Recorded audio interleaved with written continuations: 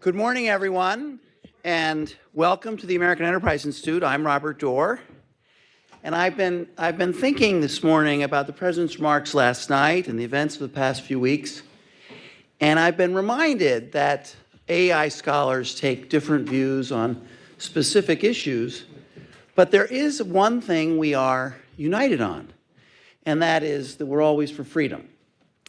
And writing a tax code so that it promotes the greatest amount of freedom for our economy so that it can grow and prosper for our people is the task of our special guest this morning, Chairman Jason Smith of the House Ways and Means Committee, who we are very honored to have with us.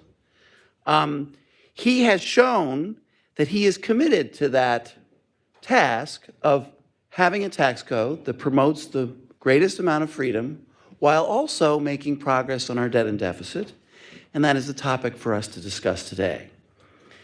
Now, over the past several years, we've gotten to know Chairman Smith, and we found him to be direct, open, friendly. He's got a sense of humor, and he's capable of making a decision.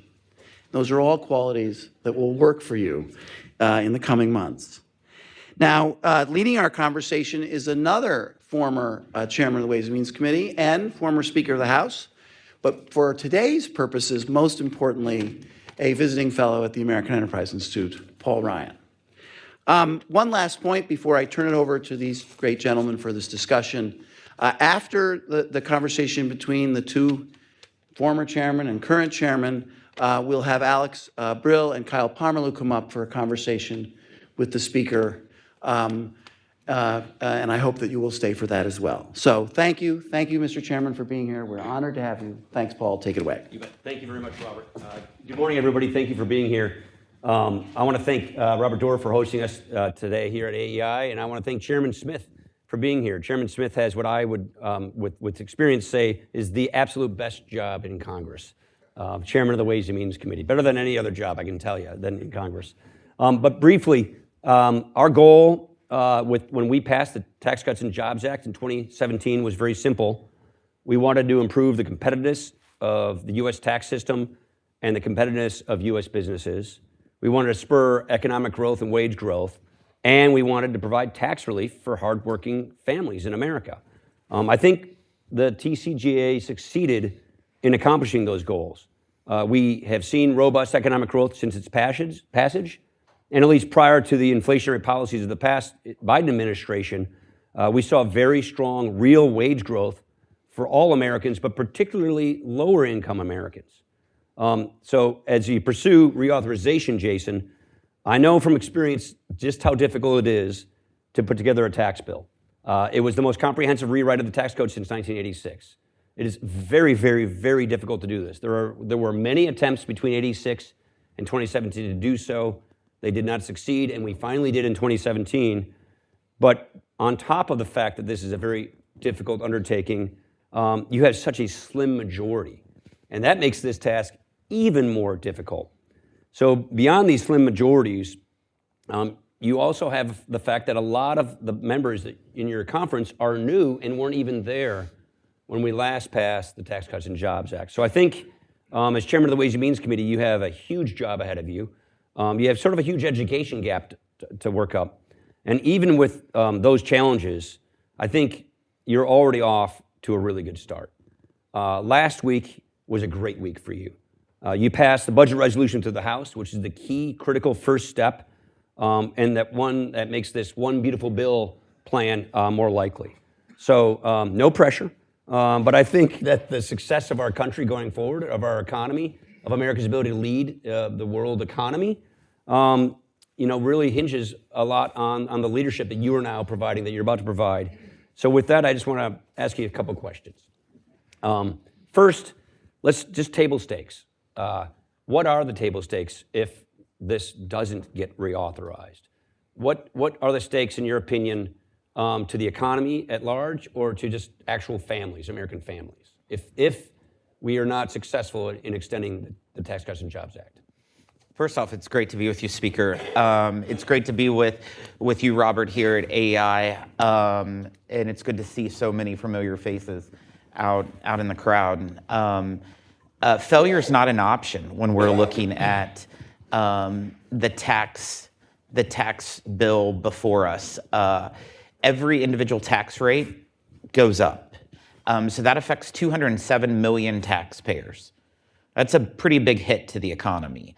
When Americans have seen inflation go up 21% in the last 4 years, the last thing they need is on average a 22% tax increase. 22% tax. 22% tax increase on average for every American across the board.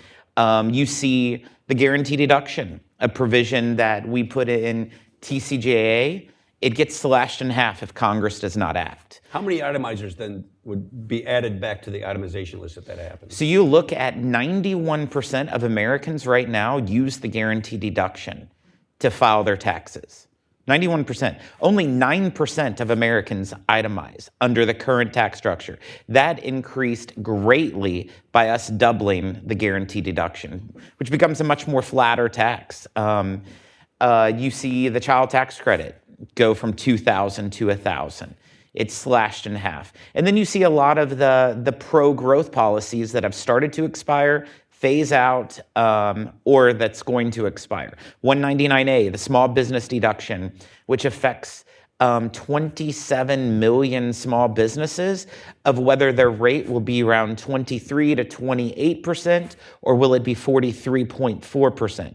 That has a major impact to the economy. When you're looking at bonus depreciation, it started to phase out. It's at 40% this year, will be at 20% next year if we do nothing. R&D has already expired, the expensing, the immediate expensing of R&D. Interest deductibility, the favorable calculation in regards to it has expired. So there's numerous provisions. The death tax will get slashed in half. AMT will revert back. Right now, AMT only affects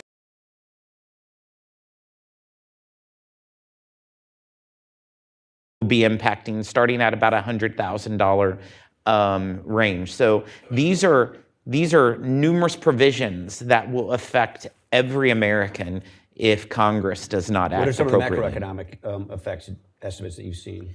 So so many different groups come out with different numbers, different scores, how many jobs would be lost.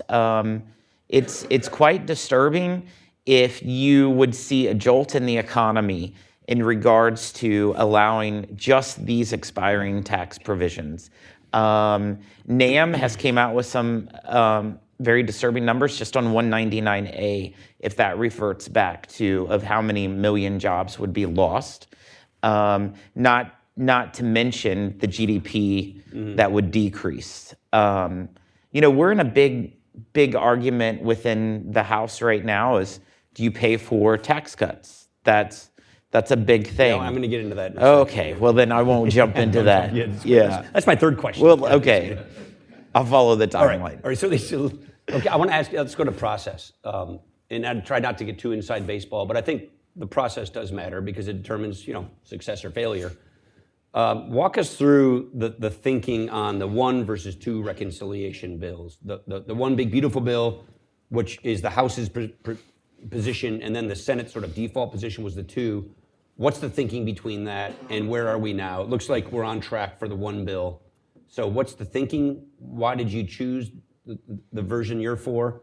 And then give us a sense of your timeline. As you mentioned, we have a very small majority. Whenever Elise is confirmed to be the UN ambassador, we'll be at a 217 to 215 seat majority. That will be the most razor-thin majority in the history of Congress. And you can't even lose one person. We were able to lose one person on the budget resolution that just passed, but that's all. Just one. Yeah. Just Massey. That's all you can lose. We usually lose him. And to think about this, the budget resolution for 2017 on the Trump tax cuts, we lost 22 people. And the months of work that myself, the leadership team, put in meeting with every member numerous times a day, late at night, early in the morning, to try to thread that needle To think about this, we not only passed a budget resolution for this one big, beautiful bill that had border, energy, spending cuts, tax cuts, and the debt limit. There were 2 people in our conference, not counting the 31 new freshmen, 2 people in our conference that never before in the history of their time in Congress did they ever vote for a debt limit increase. And I got them to vote for a debt limit increase along with this budget resolution. We have a smaller majority in the House than the Senate does. Yeah. That does not happen quite often. And the Senate did the easy thing. Yeah. And by passing just the border and energy policies with very little spending cuts, what we did was the major lift. And the way that I look at it this way, if people who are talking the logic, let's do 2 reconciliations, there have not been 2 reconciliation bills done in the same year since 1986. Yeah, we tried in 17 and we didn't get it done. Didn't get it done. Yeah. The Democrats tried in the first year of the Biden presidency. It's just too risky. They didn't get it done. It's just the political power and the work to get something done. You can't do it. And the 2 that passed in 1986 were bipartisan. Yeah. The challenge with this is the Senate, they all have lunch with each other like 3 times a week. It's easier whipping situation when it's like 53 people. And when you have 217 people, it's a little more challenging. We got 170 more personalities than Leader Thune. That's quite an obstacle. The House of Representatives is the United States Senate. One person can kill any bill. Yeah. And that's a dynamic that we haven't had in the past. And so when you take away the candy, which is the border, energy policies, there's some of my colleagues, Paul, some of my colleagues in the House that could care less about the expiring provisions of the Trump tax cuts and would be okay with them to expire. But they care about the border. Okay. And they care about energy. And so it's like it's a simple question of if we do the one bill, we pass it. If we do the 2 bills, we don't. Yeah, there'll never be 2 bills. The question is will tax be in the first bill? There will. I would bet my farm 10 times that you will never pass 2 reconciliation bills in the same year and your farm's in this been in your Congress. Family for like 7 it's been for 7 right? generations, Okay, so I care greatly about that farm. I would not be a good thing to lose it. But I will say that like it's just think about this. Like your kids, they're grown adults now, but college kids, like it's not quite grown adults. College, but if you think about like. If you can eat your dessert first, you're not going to eat the broccoli later. And so some of my members of this conference, if you just give them border and energy first, they're not going to eat the broccoli. Yeah. I won't eat the broccoli, and that's the process. So that's why you have one big, beautiful bill. It's about strategic ways to make sure we can deliver on the promises to the American people. Okay. So I'd like to think that we did everything right in 2017, that it was a perfect bill, but that's never always the case. We're a handful of years down the track. What are some new provisions that we're likely to see in this new reauthorization? I'm very proud of 2017, working on that. I'm one of 5 members of the tax writing committee that's still left. Is that what it is? Yeah, 5. Only 5 people. One of 5 that was on the committee in 2017. Still? There's 26 Republicans on the Ways and Means Committee right now, and so we did a phenomenal job. We worked, very, very hard in trying to find the pro-growth policies, and I think we delivered on that. But if you look at new tax provisions, there's a lot of things that the president has campaigned on, even in his state, and it is addressed to Congress last night. He called again for no tax on tipped employees, no tax on overtime, tax relief for seniors, a tax incentive for products produced in the United States. These are items that he campaigned on, and these are items that will be addressed in any tax package that we move move forward on. Can you put tax on benefits in here, even though it's a Social Security mechanism? If you notice, I said tax relief for seniors. Okay. I didn't say no tax cuts on Social Security because you can't touch Social Security and reconciliation. But there are ways that we can offset their tax penalty through additional tax relief for seniors. And we've been working on those avenues. How to do that. There's also, I was pleased to hear the president last night announce that we should make some of the tax cuts retroactive to January 20th, is whenever he came into office, such as 100% expensing.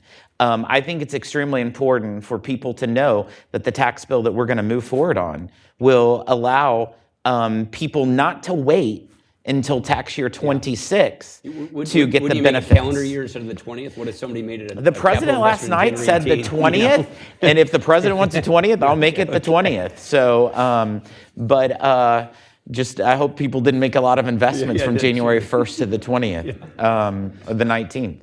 But it's definitely a focus. Right now, your expensing is going to be 40% for this year. Yeah. All right, so one of the big knocks, and it's from time immemorial that the Democrats always hit us when we do tax reform or tax policy, is that this just benefits the wealthy. That's what you're getting hit with now. You know, what's your response to that? Yeah, it's just not factual. When you look at what's expiring from the 2017 Trump tax cuts, 2/3 of it is just on the individual side. And over $2 trillion worth of the expiring provisions are directly on people making less than $400,000 a year. When you look at the child tax credit, that affects 40 million families. To qualify for the child tax credit, you have to make below an income level. And it's the same way with the 199A deduction. That's mainly the small businesses. How many small businesses? There's 26 million, almost 27, that will be affected on 199A of whether they're going to be at that top tax bracket of 43.4% or whether they have the benefits of 199A. That's a big impact. And that's a lot of employees that will be affected by their companies. So let me ask you a question about timeline. So it sounds like we're on track with the one beautiful bill, one resolution. The Senate's had it for 8 days. I wish they would move a little bit faster. Yeah, because they don't typically go very fast, but when they go, they go. What do you, assuming we're sticking with, because I think you're right, that's the only way to go. What do you think is a realistic timeline? Let me just make it clear, Paul. Yeah. A skinny bill without tax will never pass the House of Representatives. Okay. The votes are not there. There are members of our conference that will never vote for a budget resolution that does not have tax in it. So, and you're not going to get the votes. Yeah, So the Senate will either do this budget resolution that we move forward, amend it, send it back, but tax has to be in it, or the votes will never be had in the House. So assuming they do that, because I think they're sending the signals that they're going to do that. I think obviously they will. The president's on the side of doing one bill. What do you think the realistic timetable for the reconciliation package itself is going to be? What's your sort of end date? And then the question is for economic growth for the year, because there's a lot of uncertainty until this gets done. So does growth get unlocked in Q2, Q3, or does this go to the end of the year until we know what the taxes are going to be, you know, those 26 million businesses, and it's not until January where they know, or sooner? So there's a lot that sort of hinges on, obviously not going to hold you to it, but what do you think is a realistic timeline if the Senate cooperates, which I assume they will, because they have really no choice, as you just described, for a reconciliation package? First off, one of the regrets that President Trump had with the 2017 tax cuts is that we waited too long. Yeah. It became law the week of Christmas in the first year in his office. And then 10 and a half months later, Speaker Pelosi got elected. We tried 2 reconciliation bills that year, and the first one was not successful. And so it is extremely important that we give certainty to these small business owners and working families and farmers as quickly as possible. That's why we have to move this one big beautiful bill as quickly as possible. And our plan in the House has always been put it on the president's desk by Memorial Day. Before Memorial Day, put it on the president's desk. But that means that we have the reconciliation package. The reconciliation package has been our goal from day one in the House of Representatives. We need the Senate to not be wasting time. That's really aggressive. It is aggressive, but you know what? What the president's done in his first 44 days proves that we need to do things differently in Washington, and we need to deliver for the 77 million Americans who asked for these priorities. And whenever you talk to the voters in the last election, the two things they cared the most about was the economy and the border. And that's in fact what Congress has to deliver in this one big beautiful bill. And plus the debt limit is in it. And it is arguably right now, we will not know for certain until the tax receipts are in April. But it appears that the debt limit could expire in mid-May. The X date. The X date, with the extraordinary measures expiring. Oh, so, with extraordinary measures. Yeah, the extraordinary measures expiring, depending on what the tax receipts are in April. We'll know better whenever the tax receipts are due in April of whether it will make it to June or if it could actually, make it any farther. So looking at the differences between the House and the Senate, there's the 1 versus 2 resolutions, then there's the baseline argument. So walk us through your thinking on this baseline argument. You did a current law baseline. They're doing a current policy baseline.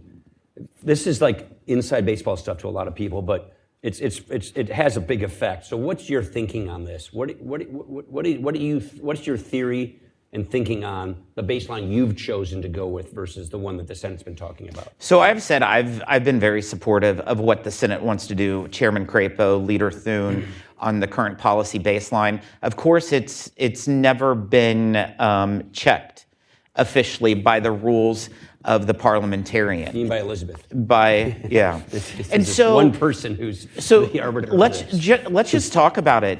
The only reason why we're doing reconciliation is for our colleagues on the Senate side. Doing reconciliation in the House only makes it more difficult. Because we have to get simple majority to pass anything, whether you do reconciliation or not. So the only reason why we're doing reconciliation is to help our colleagues on the other side of the building. So I would think that they would want to work with us throughout this process. And what I've reiterated to my Senate colleagues is my members care about spending cuts. They care deeply about spending cuts. And if you do not have realistic spending cuts in the budget resolution that you send back to us, we won't be able to get the votes. And your point is using the current law baseline sort of guarantees you have spending cuts versus a current policy baseline? Is that sort of the thinking of that caucus in the House? There's members of my conference that believes what the Senate's trying to do with the current policy baseline is a budget gimmick just so that they don't have to do spending cuts. And I think that if the Senate will hold the line on the spending cuts that we sent over, you can do whatever baseline. That I think that they could do the current policy baseline. But in fact, the $4.5 trillion number that we had is bigger than current policy baseline. To do current policy baseline is about $3.8 trillion. And so what we delivered is phenomenal, because if you look at TCJA, that was an 8-year extension. We can easily, with $4.5 trillion, do 8 to 9 years plus the president's priorities. And when people only did $1.5 trillion in 2017, for us to deliver a budget resolution out of the slim majority that we did in the House, 3 times of what we did in 2017, I think is a fairly good accomplishment. If the Senate can manage a policy baseline, that's great. But you have to preserve spending cuts. That is essential to get the votes over on the House side. I mean, when I was budget chair, I think the last resolution I did had a $6.4 trillion spending cut in a baseline 10 years ago. I mean, to get $2 trillion out of, what is it, $49 trillion in spending over the next 10 years, I think that's the number, that got to be doable, I would think. It's very doable. It's very doable. We can deliver on it. We just need the Senate to join in with us. All right, so let me ask you another question about economic growth and the deficits. Let's just continue this thread. And I know a lot of the members that are talking to you about this, there's a concern about a debt crisis around the corner. Our debt to GDP ratio is too high, and CBO has these horrific projections. And all the other first world countries around the world have the same problems we do, which are baby boomers with unfunded entitlement programs that they have to debt finance. So the world is sort of awash in debt. And so being that we're the reserve currency, it gives us this great privilege. It's one we could squander. So there's a lot of concern about this. Walk me through your thinking on the levers of this, which is how much does economic growth play into addressing our debt and our debt to GDP ratio? And what other things, because it doesn't have to all be in this budget deal. What other levers can you all pull to help deal with the debt? And what are other things the administration is considering to help contribute to debt reduction that may not be in this budget reconciliation bill?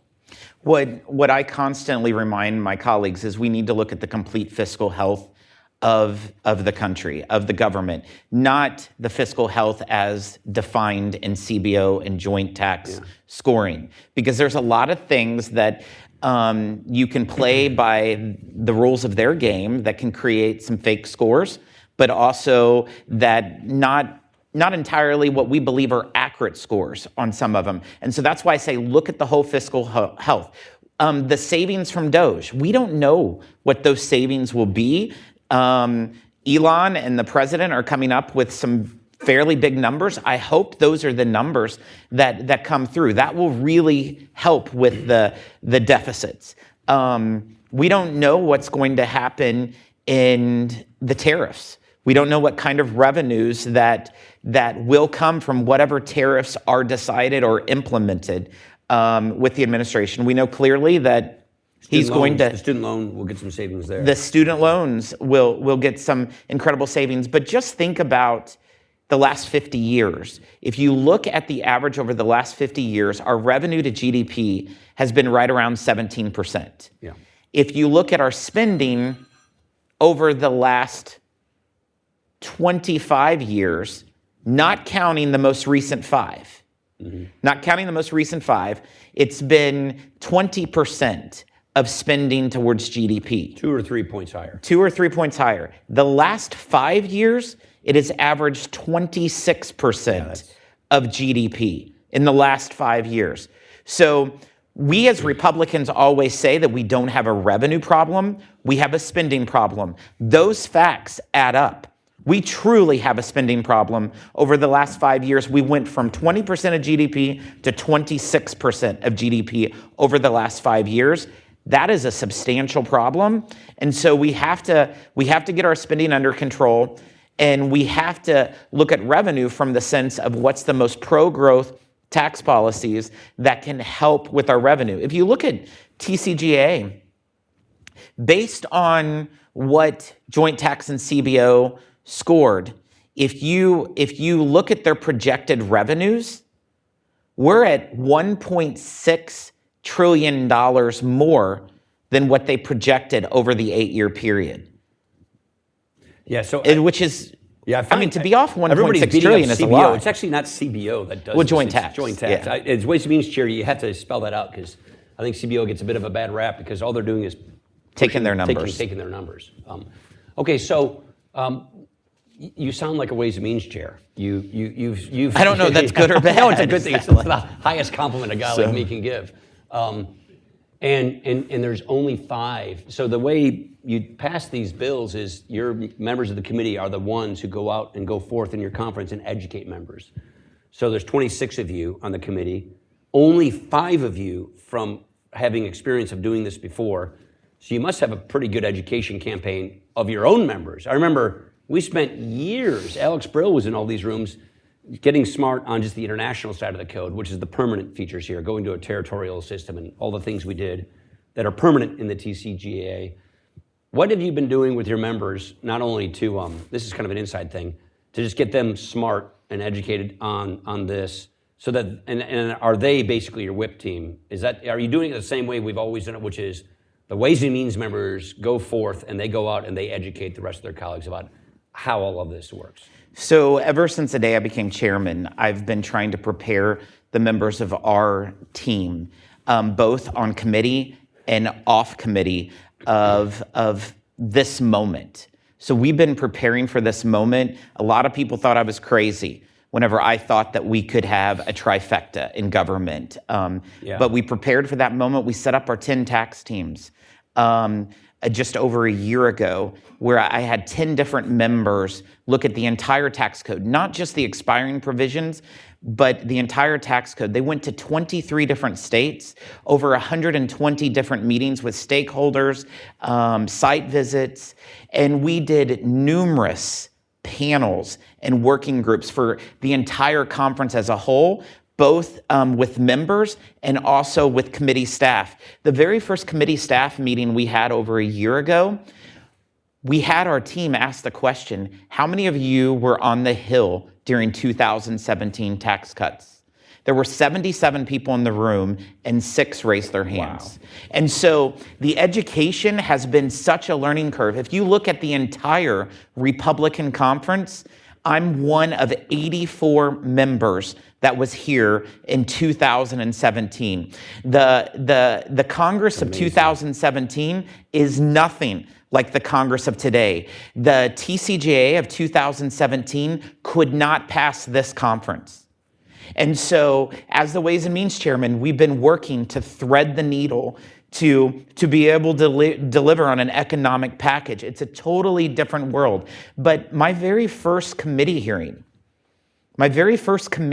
as chairman was in Petersburg, West Virginia. It was a field hearing. It wasn't in Washington, D.C., and it was on the state of America's economy, Appalachia. Mm-hmm. So we heard from real small business owners, real working moms, real coal miners, and real farmers. And then we did 13 more field hearings going throughout the country. We did a field hearing at the Iowa State Fair just on the expiring provisions of TCJA. Did anybody attend it? Tons of people attended. Really good food, too. I know, but tons. It's just like fried everything. It was fried good stuff. But we've been preparing for it. My very first committee hearing, and the first committee hearing of this Congress, was the Ways and Means Committee. We did the organization and tax all on the same day. And then we did a member day. It was a record number of members that showed up to hear their tax priorities. We had 65 different members of the House testify before the committee of their tax priorities. And it's quite interesting. I told my team, I'd love to have a video of all of the testimony, because you had some people saying, completely eliminate the SALT deduction, make it where there's none, and then others wanting $100,000 SALT deduction. You had individuals saying, completely eliminate every IRA credit. And you had others, protect X, Y, and Z IRA credit. You had individuals saying, do not put the child tax credit into the tax bill. And you had others, expand the child tax credit. And so it's quite interesting, and it shows the diversity and the needle we have to thread, but we're gonna do it. Failure is not an option, Paul. I don't fall asleep anymore, but I think about tax all the time. And I mean, on my trip over here, on my ride over here, I got a text message from the President of the United States. And in that, he said, I complimented him on his speech last night, and that's why he responded to me. And he's like, thank you, Jason. Pass our bill, DJT, 3 exclamation marks. Yeah. I have to pass his bill. Yeah. We're going to do it. I just want to leave it at that. There's no time thing here, so I just assume we'll probably, everybody's doing this to me, so, because you got to get going. But I don't think people realize just what a Herculean task this is, and how much more challenging your particular job is, given all the things you just said, given the slim margin, given all the new members. Only 84 were there the last time this was done. And this hadn't been done since like 86. It is really hard. All I want to say is, and you've heard me say this a million times, we're all counting on you because honestly, this is so existential to the growth of our country, to our economy, to so many things and so many families. And if you can hit these deadlines, those are very aggressive deadlines, then I can't help but think that the second half of this year, we're going to see really good GDP numbers versus what we otherwise would see. We have to. So please join me in thanking the chairman of the Ways and Means Committee, Jason Smith. Thank you. Thank you. Thank you. Great, Mr. Carl. Thanks. Appreciate it. Good to see you. Joining me on this stage here are two of AEI's smartest minds and some of the best tax scholars in town. Kyle Pomerleau. Kyle Pomerleau is a senior fellow at the American Enterprise Institute, where he studies federal tax policy. Before joining AEI, Mr. Pomerleau was chief economist and vice president of economic analysis at the Tax Foundation, where he led the macroeconomic and tax modeling team. He wrote on various tax policy topics, including corporate taxation, international tax policy, carbon taxation, and tax reform. Also joining us is Alex Brill. I'll come over. I won't forget this little iPad here. Remind me if I forget this. Also is Alex Brill, someone I've known for many, many years. Alex is a senior fellow at the American Enterprise Institute, where he studies the impact of tax policy on the U.S. economy, as well on fiscal policy, economic policy, and the political consequences of tax, budget, healthcare, retirement, and trade policies. We could talk about that, but we'll stick with tax today. I'd be remiss if I did not add that they both contributed a chapter to a book I helped edit here, American Renewal, here at AEI. So please join me in welcoming them, and let's just jump into some weedier issues around tax reform. First, I don't know if Jason made news. Hopefully he didn't, because you usually don't want to make news when you're Ways and Means Chairman, except for when you're putting out press releases. But I thought the timeline he put out there was, if they can hit that with this kind of a majority, that would be astounding. Give me your reactions. Let's just start with you, Kyle, to what you just heard from Chairman Smith. Right. So one thing that came to mind here is that the timeline is aggressive, but also something that wasn't discussed is that this exercise is different than the exercise that lawmakers did in 2010 and 2012 to extend the Bush tax cuts. And why it's different is because the policy is different, and it creates additional political challenges. The Bush tax cuts, by and large, were just cuts across the board, just rate reductions, increases in benefits. The Tax Cuts and Jobs Act, that's more of a tax reform. Now, it reduces revenue on net, but you have both rate reductions and you have base broadeners. And you're put in a situation here where you have to pass them all together because it's all one package, but you'll have lawmakers that don't like particular provisions that are central to the law. The one provision that I think is important, I don't think it was brought up in the conversation, but it will be central, is the limitation on the state and local tax deduction. Right at the end. He mentioned that the members either want to eliminate it or they want to expand it. And when you have a very slim majority, it only takes finding two of those members to say, look, 10,000 is not enough, and that that changes the math almost immediately. Alex? Yeah, you mentioned whether or not he made news. I think the chairman was particularly clear, I would say line in the sand perhaps, around the reconciliation bill, that the agreement that is worked out between the House and Senate has to have a tax component to it. Yeah.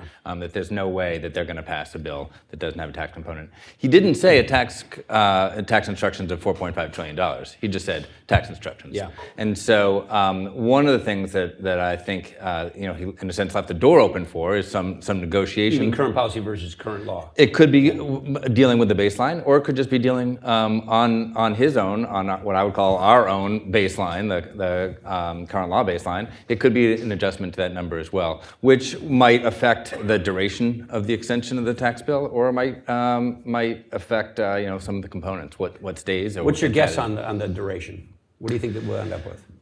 Well, Chairman Smith made clear that they have enough money to do he said 8 or 9 years, which surprises me when you consider the likely cost of some of the president's ideas, adding those into the bills, and adding some of the issues around SALT, which only add to the cost if the SALT cap goes higher.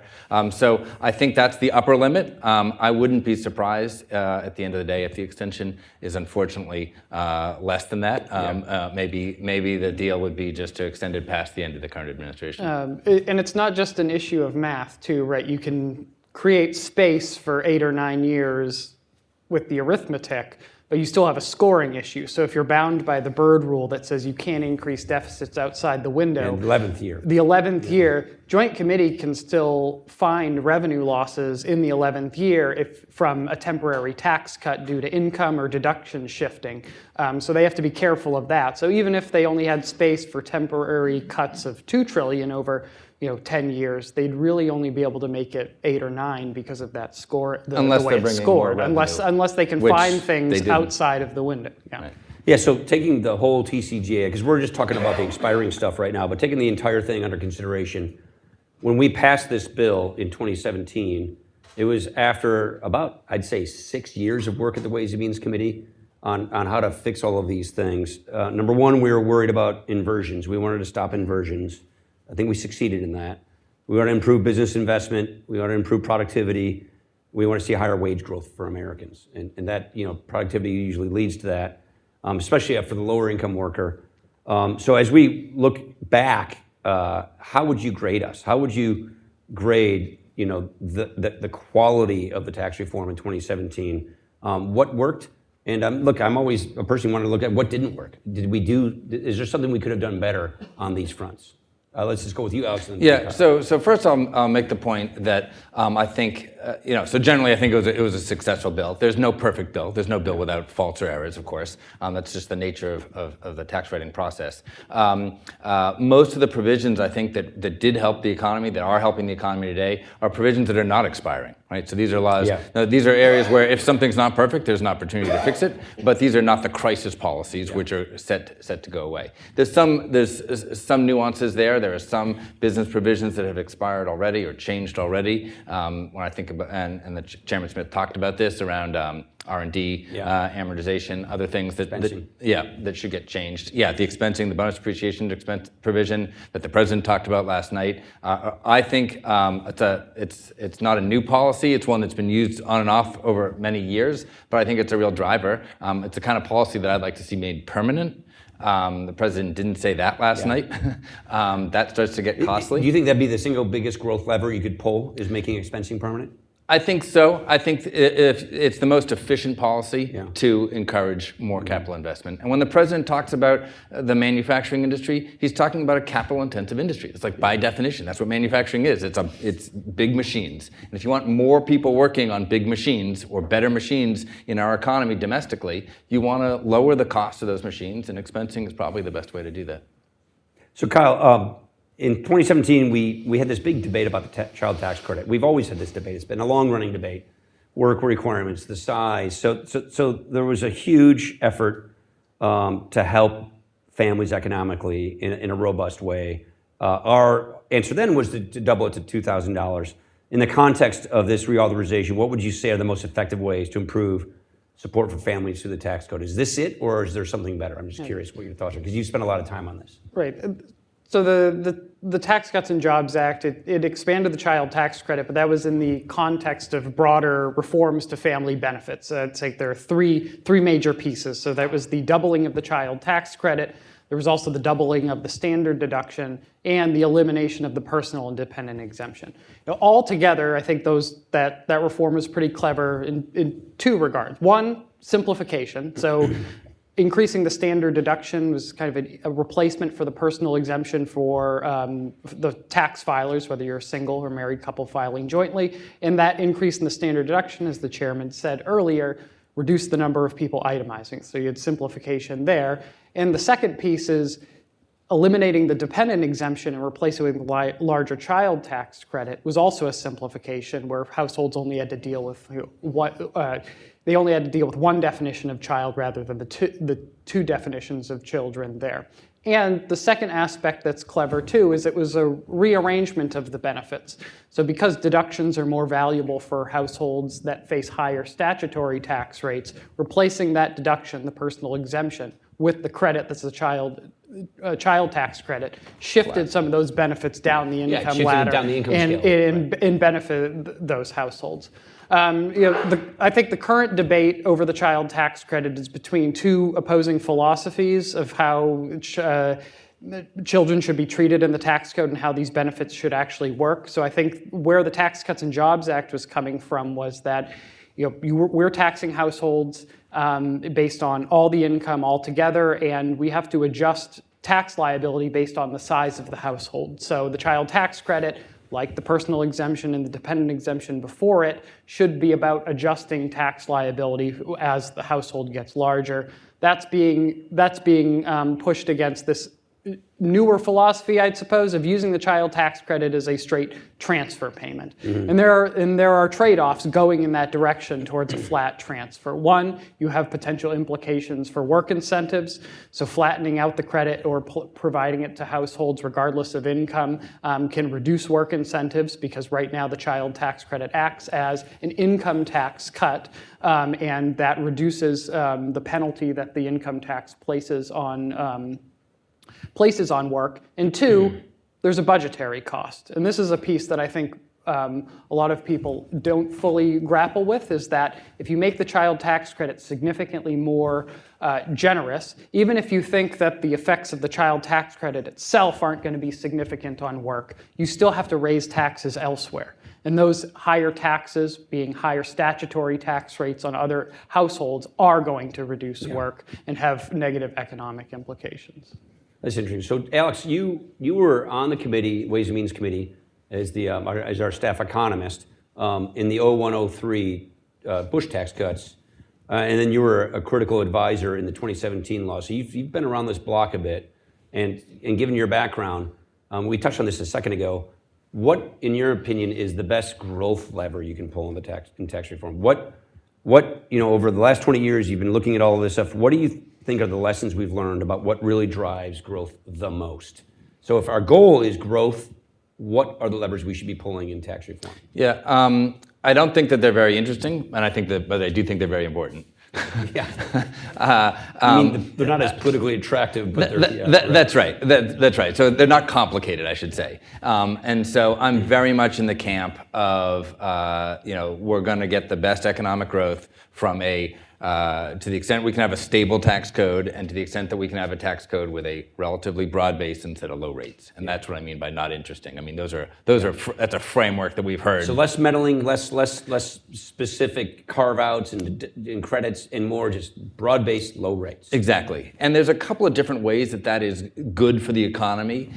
It's not good when Washington decides what the favorite sector is, what the favorite industry is. The president talked about this last night when he threw cold water on the CHIPS Act. The president talked about this last night when he talked about the shipbuilding industry, right? And so this is saying, some people have their preferential industries, other people have other preferential industries. When those choices are made here, it tends to be less efficient than when it's made by the market. Yeah. And so that the sense that the tax code is neutral, and neutral is really not interesting politically. Neutral tax codes are really not, cool, right? But they're really, really important. And the benefits are difficult to measure, but to the extent that the tax policy can say, whatever you do, however you work, whatever your industry is, whatever you want to make, we're going to treat you from a tax perspective the same, that allows the economy to sort itself out in the most efficient way.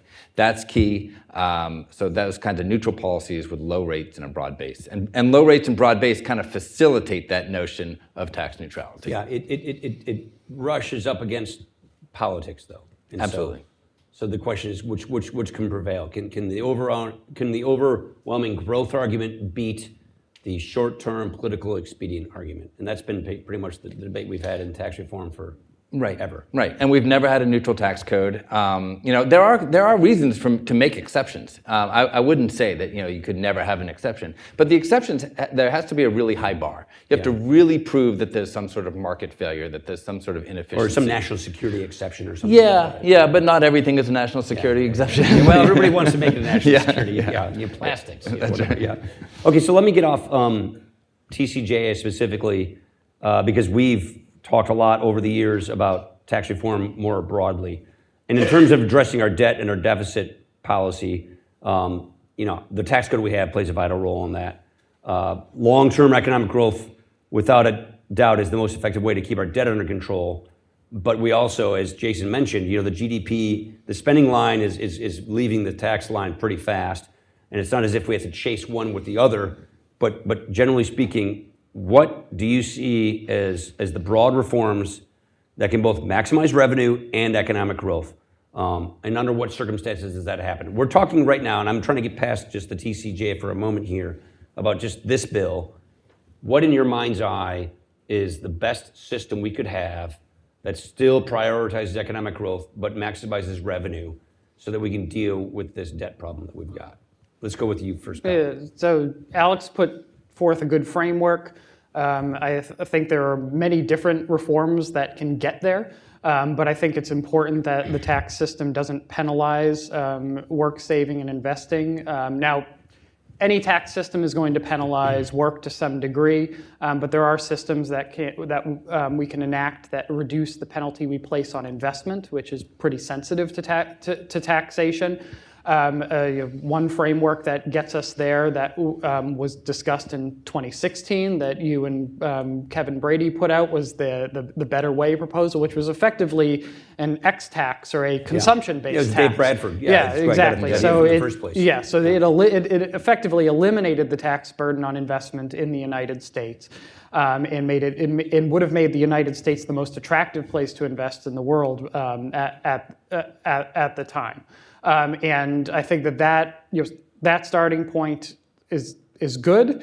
And I think in terms of how we have to view economic growth relative to debt, I'd be a little cautious to say that we can enact a tax bill that will encourage enough growth to pay for itself. That's certainly not going to be the case. But having a bill that is growthy is better than having one that shrinks output. And we have outside of that we're going to have long-term fiscal challenges. The chairman brought up the fact that our historical revenue has been around 17% of GDP. Spending has just been increasing over time, but that's a little bit of an apples to oranges comparison because 20 years ago our population wasn't as old and wasn't using our major mandatory spending programs as much. So naturally, that spending is going to increase, and that needs to be addressed. And whether that's addressed through reductions in spending or increases in taxes elsewhere. And if we do go down the route of increasing taxes, we want to make sure those are as efficient as possible, broad-based as possible, to limit the effect they have on the economy.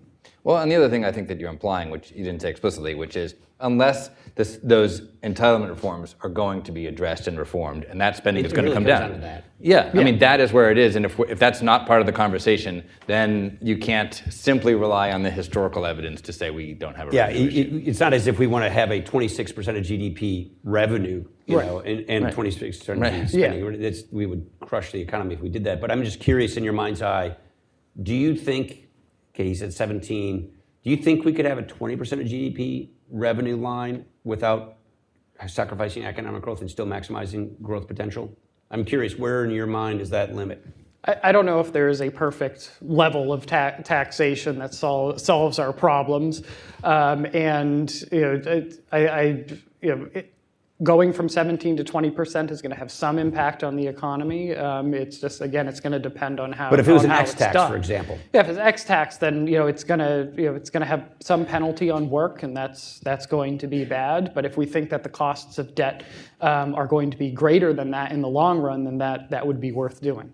I would just say it comes back to the entitlement reform. Yeah. You can't answer that question Yeah. without knowing if outlays are 26 or 29 or 24% of GDP. Right. That in that case, we would have to have some sort of plan that does both. Yeah. There would have to be some commitment to reduce the growth in entitlement spending. So I want to go back to do a replay on the debate we had when we were extending the Bush tax cuts, which was, a growth argument, which was, we called it the fiscal cliff at the time.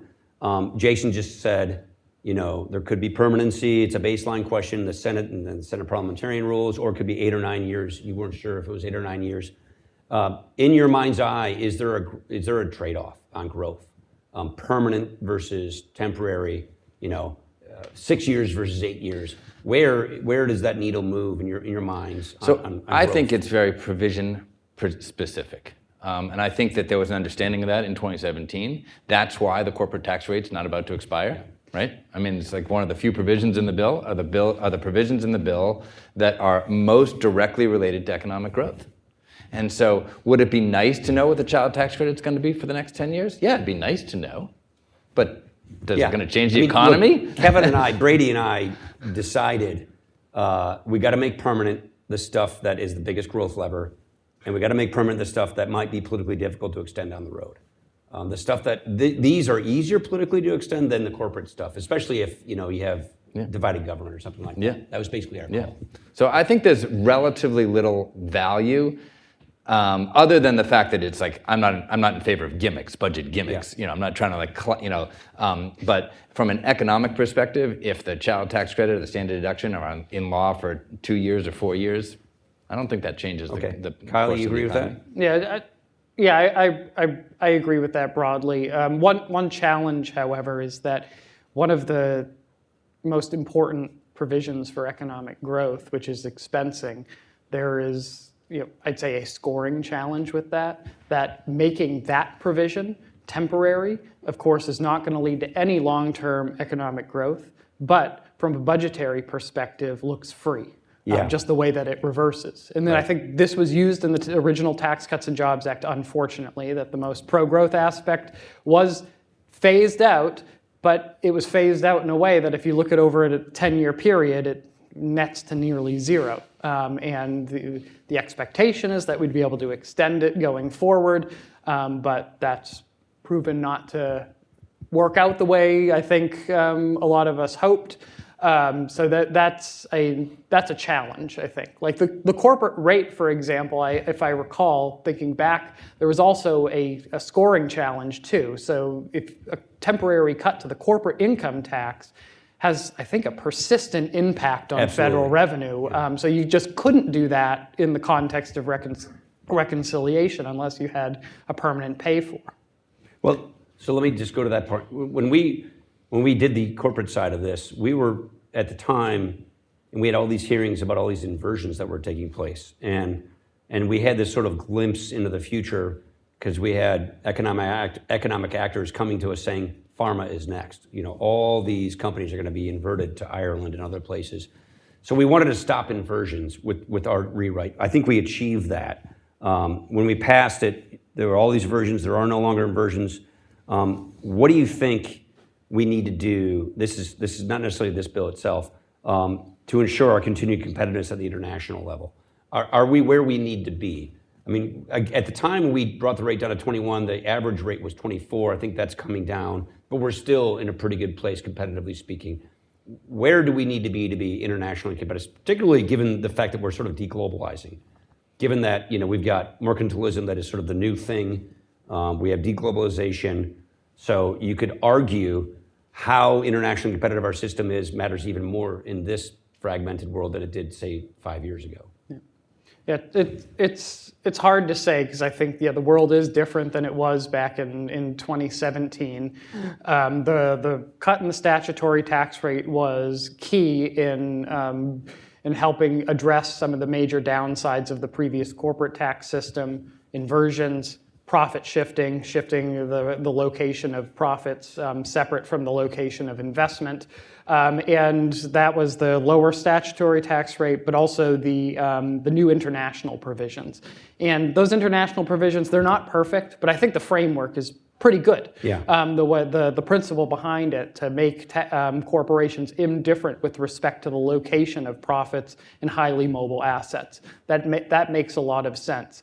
Now, I do think that lawmakers will have to take this wait and see approach to Pillar 2, for example. Pillar 2, which was designed in much the same way as our international system, is being enacted in many countries. And what we should do, I think, will depend on whether that experiment survives, whether countries continue to enact this global minimum tax. In a world with a global minimum tax, those provisions in some way become less important. Isn't that dead? Yeah. I mean, well, so I certainly think it's dead here in the United States. We're not going to do it. Yeah. Do you foresee us ever climbing back on that? I mean, I'm opposed to a person of full disclosure. Yeah, It's a terrible idea, but do you think? I don't know. I think for now there's no chance of it happening in the United States. Now we have our version of it with GILTI and FDII, and I think those are pretty well structured. They can be fixed in many ways. I think what a potential outcome of this is that the OECD and other countries decide, well, what the U.S. has is good enough. So they would just grab our framework. Or they just say that our framework is fine, it interacts okay with our framework, and then call it a day. And call it a day, rather than continuing to push the United States to enact a different version of what we already have. Yeah. I'd just add on this international competitiveness. You said the rate is 21, and at the time the average was 24, which actually puts us probably about equal because we have state taxes and stuff like that. So I definitely think we need to keep an eye on what the rest of the world is doing, and the rest of the world is continuing to lower their rate. I also think that just being sort of in the middle isn't necessarily the best place to be, right? There's no reason not to be leading on this front. You talked about earlier about how long it took to develop the 2017 Act. The business community worked really hard to educate members and to educate the public about the importance multi-year effort. And they're not doing that at the moment in the same way, saying, they're very happy that the rate's not going up, right? But they're not making a strong case for the rate to go down. And I think that that there's a missed opportunity to sort of continue to say, what efficiency gains do we get? What competitiveness gains do we get? Right. It's not just about inversions. I mean, Biden proposed going back up to what, 28? Yeah. So it's like half the political system here, a little less than half, is for raising this above the international average. That would, by the way, put us, I think, right at the top of the OECD again. Roughly. And of course, that would lead to a bunch of inversions, but it's not just about inversions. It's about just domestic investment. It's about efficiency and productivity. There's been some chatter about bringing back, in my mind, what sounds to me like bringing back Section 199. Some lower rate for domestic production. But why limit it in that narrow way? Why not think more broadly? Let me ask you this. Remember we did FISC, DISC, then ETI, and all those things. I mean, not that we pay attention to the WTO anymore, but still, those were considered illegal tax subsidies. Do you think we'll run into a similar problem if we get on that path? It depends on how they draft it. So they could bring back Section 199, which was the replacement to ETI. And that was done in a way that was that complied. Right. So I saw the one sentence. I've not seen proposals behind that. Is that basically what that? I don't know for sure exactly. There are probably other ways to do this. You could redefine what manufacturing is. As you likely recall, we had a sort of awkward definition of manufacturing that was worked out politically very well. We excluded certain industries that one might think are or are not manufacturing. But that's the unleveling of the playing field that we were talking about Back earlier. To your original point. And just a final note on the manufacturing thing. I think it would, from a policy perspective, be a mistake to reintroduce a special lower rate on manufacturing income. There's lots of history of how that 199 was misused in many ways. Manufacturing of food, for example, doesn't really make sense. And if they want to go down that road, and again, it's not neutral, I'd rather see them use cost recovery or accelerated depreciation for certain assets. I mean, it's cheaper, it's better targeted, it leans on existing definitions that we already have in the tax code. Okay, so one of the things that we were really focused on, and I think we achieved, and then COVID hit, of course, was faster real wage growth for lower income workers. Because of the productivity gains that occurred as a result of these better pro-growth tax policies, we were able to achieve that.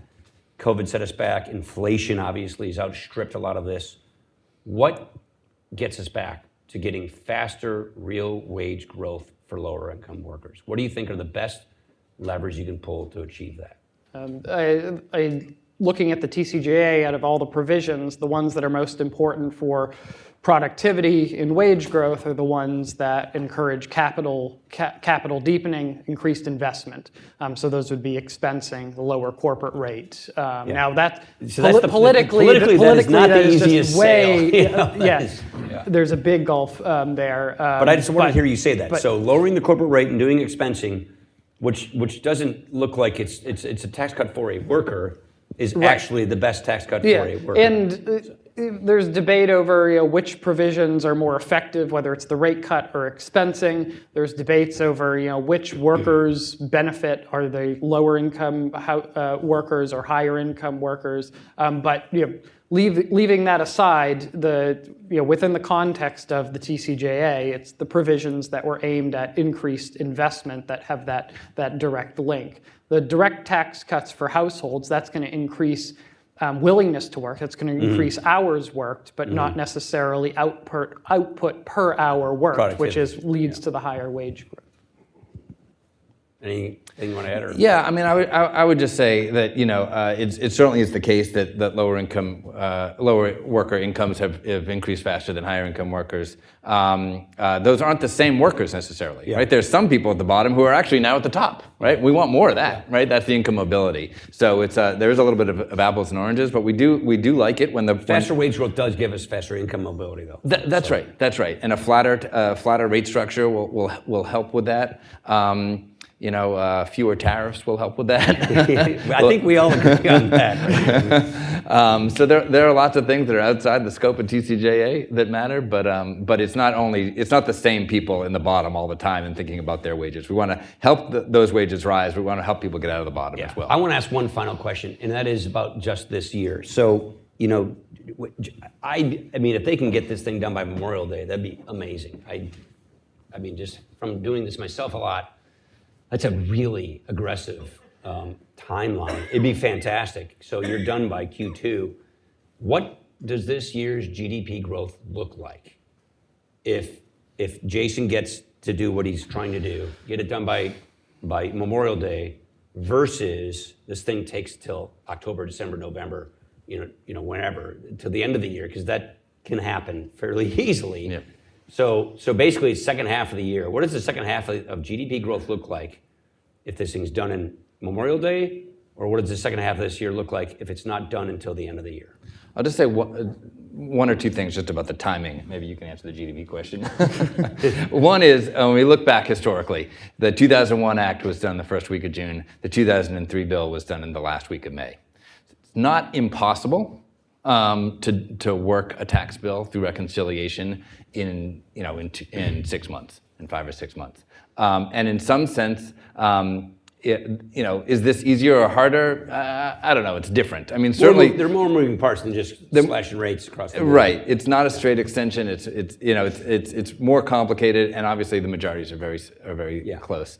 The fact that the majorities are so close, I think, makes it more important to move quickly. Right. The longer this hangs out there, the more people can get agitated, the more new ideas, the more complaints, the more the more rust that can come. The more your whip can get away from you. That's right. And so I think Jason Smith is thinking absolutely correctly about the importance from a political process about moving as quickly as possible. If you have to do this all as one. If you don't have to do it all as one, and you're thinking about the economy, which is sort of a different context than thinking about the whip count, I would say there are certain provisions that have economic juice, and those relate to the business side of things, and it relates to expensing, it relates to R&D, relates to fitty and guilty. Those are smaller relative to the whole. You could move those very quickly, and you could work on other provisions more slowly. That's probably that would be economically efficient, but maybe politically more dangerous. I will not give any prediction on GDP Half numbers, a point, but 4/10. I will give you maybe a framework or a way to think about how a bill passed sometime in the middle of the year might impact this year's GDP. Now, it depends on the structure of the tax cuts. and it depends on what provisions are in there and the timing of those provisions. So if they extend the tax cuts as is, most of that is going to be individual rate cuts on income earned in 2026. And they put R&D amortization and expensing in this bill. Just And they assume put it, that. yeah, assume that. Now if so the individual provisions, that's going to impact labor supply next year at best, not really this year. Now there are business provisions that are forward-looking that if they change them for 2026 could impact investment this year. So pass-through businesses, for example, are going to see a rate cut if Section 199A is made permanent. That's going to impact the tax they pay on investments or the returns to investment in 2026. If they make the investments this year, they're still going to benefit. So you could have some positives there. And then on the expensing provisions, again, it depends on when those are enacted. So if they're enacted for 26, that's when the investment will happen. But if they're allowed January 20th, 2020. if you get the Trump timing, then you could have economic benefits this year. Now, in terms of overall economic performance, my concern is that there are other fiscal, tax, and trade policies that are going on at the same time that are going to be subtracting from GDP, so that's going to weigh against anything. All the more that reason they to do get it done sooner. Sure, yeah, but like also, I would hope, and the last thing I'll say is I would hope that Congress takes a close look at the tariffs and the trade policy that the administration is enacting and ask themselves whether they think that the president has just the right amount of power to enact tariffs or maybe a little too much power to enact tariffs for various reasons. I'm an Article 1 guy, so I've got my answer down pat on that one. But that wasn't the subject of this one, but thank you very much. And so please join me in thanking Kyle Pomerleau and Alex Brill for a great conversation. Thank you, guys. Appreciate it.